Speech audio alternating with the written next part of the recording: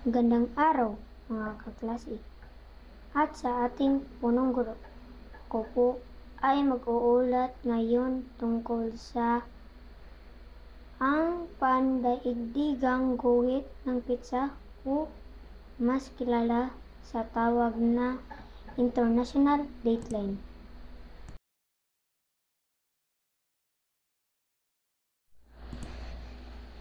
Hindi ba kayo nagtataka kung paano nagiging magkakaiba ang bawat oras ng mga bansa sa buong mundo? Halina at makinig kayo sa ulat na ito. Ang nakikita niyo ngayon ay isang mapa na nagpakita ng pandaigdigang guhit ng pitsa o International Dateline.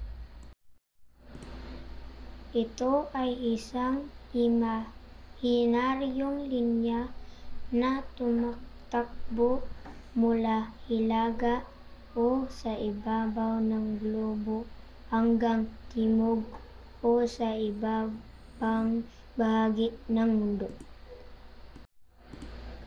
Ginagamit ito bilang batayan para sa pag-alam kung kailan magbabago ang pitsa mula sa isang araw patungo sa susunod. Ito rin ay nakabase sa pag-ikot ng mundo sa kanyang aksis kung saan masisilayan ang pagtama ng sikat ng araw sa sulok ng mundo na nakaharap dito.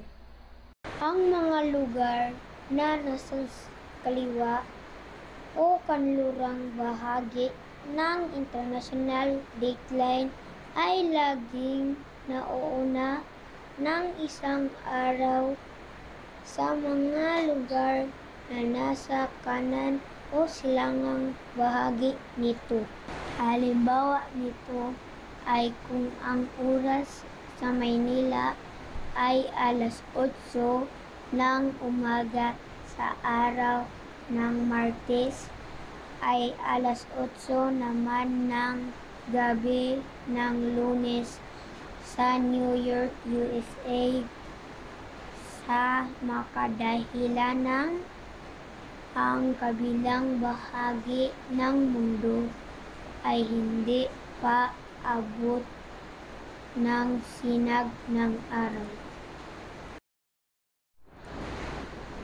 Dito po nagtatapos ang aking ulat. Maraming salamat po sa inyong pakikinig.